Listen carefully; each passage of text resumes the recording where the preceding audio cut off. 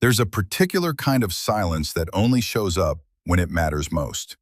Something happens. Someone you love says the one thing that lands like a slap, or the room turns on you, or the hurt arrives so fast it knocks the wind out of you.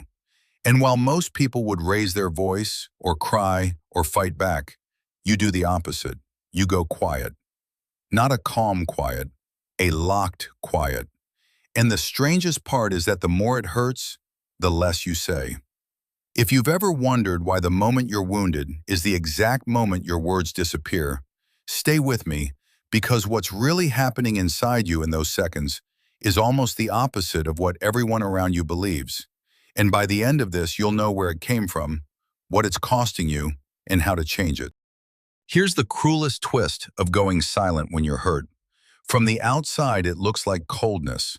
It looks like you don't care, like you've checked out, like the person in front of you has stopped mattering to you. But on the inside, in most cases, it's the exact reverse. You've gone quiet precisely because you care too much and feel too much, all at once, faster than you can hold. The world reads your silence as indifference. It is usually the loudest thing about you. And to understand why, we have to look at what's actually going on in your body in the instant before the wall goes up. In 1986, two researchers named John Gottman and Robert Levenson built something unusual, an apartment-style laboratory at the University of Washington, wired so they could watch couples argue while tracking what their bodies did in real time. Heart rate, stress, the physical signature of conflict. And they kept finding the same threshold. When a person's heart rate climbed past about 100 beats per minute against a resting pulse that usually sits somewhere between 60 and 80, something shifted. Gottman called it flooding. In that state, the thinking, careful, empathetic part of the brain starts losing ground to the part that only knows survival. And the person doesn't yell. They shut down. They look away. They go still. He named this the fourth of his Four Horsemen, and he called it Stonewalling, the moment someone turns into a wall. But here's what almost everyone gets wrong about that wall. The stillness is a disguise. Behind the flat face and the one-word answers, that person's pulse is racing, adrenaline is up, and their body has quietly decided that this conversation is a threat to be survived, not a problem to be solved. If you watch someone in that state on slowed-down video, you might catch the tell. A hand smoothing the same patch of table over and over, fingers picking at a sleeve. A small, repeating motion the body uses to soothe itself while everything inside is spinning. But the person across from them almost never sees a frightened nervous system. They see a shrug. They see someone who has decided they're not worth a response. They're not winning. They're not punishing you. They're drowning where they stand. In Gottman's studies, roughly 85% of the people who did this were men, not because they cared less, but because their bodies tended to flood faster and take longer to come back down. Now, I want to be honest with you, because silence can be a weapon. Some people do use it deliberately, to punish, to control, to make someone else feel small, and when that's what it is, it's a real and damaging thing. But for an enormous number of people who go quiet when they're hurt, that's not what this is at all. It isn't strategy. It's a body hitting its limit, which raises the harder question, the real question. Why would your body treat someone you love in an ordinary difficult moment as a danger to escape from in the first place? For that, you have to go back, usually much further back than the argument you had last week. Long before you had the words for any of this, you were a small child learning one lesson above all others. What happens when I show what I feel? For some people, that lesson was warm. They cried, someone came. They were scared, someone stayed. But for the person who goes silent as an adult, the lesson often ran the other way. Maybe your feelings were too much for the people raising you. Maybe you heard, "Don't be so emotional," or "You're too sensitive," or you simply learned that reaching out led to disappointment often enough that you stopped reaching. The psychiatrist John Bowlby, who built the entire field of attachment, had a name for what a child does next. He called it compulsive self-reliance. You decide without ever deciding that the safest person to depend on is no one. Psychologists have a term for the machinery that keeps this running into adulthood. They call them deactivating strategies. When closeness starts to rise, when a moment asks you to be vulnerable, an internal alarm goes off, and your system does what it learned to do when you were 4 feet tall. It powers down the need. It suppresses the feeling. It pulls you back behind the wall where nothing can reach you. And here is the detail that makes this so hard to escape. Deactivating works.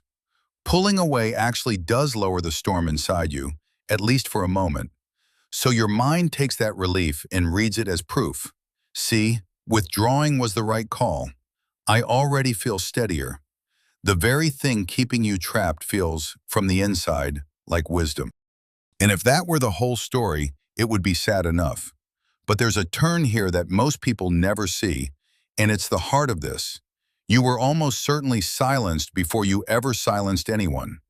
The child who was told their feelings were too much grows into the adult who goes quiet, and then, without meaning to, hands that same silence to the people they love most. You inherited it, and unless something interrupts it, you pass it on.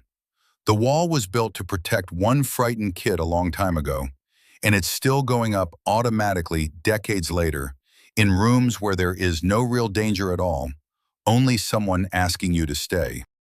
So let's talk about what that wall actually costs, because it is far more than you think. There's a psychologist named Kipling Williams who spent his career studying what happens to people who are shut out and ignored. He built a strikingly simple experiment, a computer game where you toss a ball back and forth with 2 other players, and then, quietly, the other players just stop throwing it to you. That's it. No insults, no cruelty, just silence. And what he found is staggering. Being excluded like that, even by strangers, even in a game that means nothing, reliably makes people feel genuinely awful. And when researchers watched the brain during it, that social pain lit up the same region, the dorsal anterior cingulate cortex, that flares when your body is in physical pain. Being met with silence doesn't just feel like it hurts. As far as your brain is concerned, it is a kind of injury. Williams found that this kind of silence threatens 4 deep human needs at the very same time: your sense of belonging, your self-esteem, your feeling of control, and your sense that your existence even matters. That's what is happening on the other side of your wall. The person waiting out there isn't merely frustrated. They are absorbing a message you never meant to send, that they don't matter enough for you to stay. And this is the quiet tragedy of going silent when you're hurt. The thing you do to protect yourself is very often the exact thing that makes the people you love feel most abandoned. Your silence was meant to keep the pain in. It ends up spreading the pain out. Now, if you're the one who does this, I want to be careful here, because you might be bracing to feel like the villain. You're not. This is where the story turns toward the way out. That wall was never a character flaw. It was a nervous system doing exactly what it was trained to do, running a program written in a moment when going quiet genuinely was the smartest thing a small, overwhelmed person could do. The problem isn't that you flood. Everyone floods. The problem is what you do with the wall once it's up. And here is the most useful thing Gottman ever found, the piece that changes everything. That flood, the racing heart, the shut-down brain, it clears. On its own. In roughly 20 minutes, the stress chemicals drain out of your system and your thinking mind comes back online. Which means the entire difference between a wall and a healthy pause comes down to a single thing: whether you come back. Silence becomes damage when it's the exit. It becomes safety when it's a door you promise to walk back through. The skill isn't forcing yourself to keep talking while you're drowning.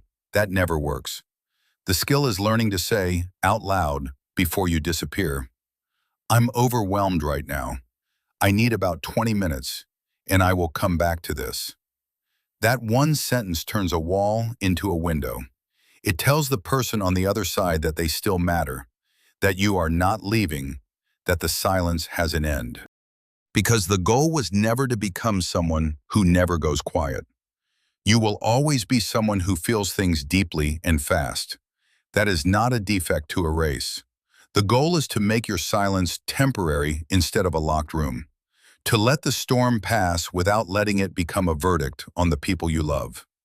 And notice how far that is from where we started. The silence was never coldness. It was care with nowhere safe to go, in a body that learned too early that the safest possible move was to vanish. The way clinicians are increasingly treating this now isn't with shame or with lectures about communication. It's with the body first, learning to feel the flood coming, to name it, to steady yourself, and only then to speak. Because the words were never the real problem. The overwhelm underneath them was. And overwhelm is something you can learn to carry, a little more each time, until staying no longer feels like danger.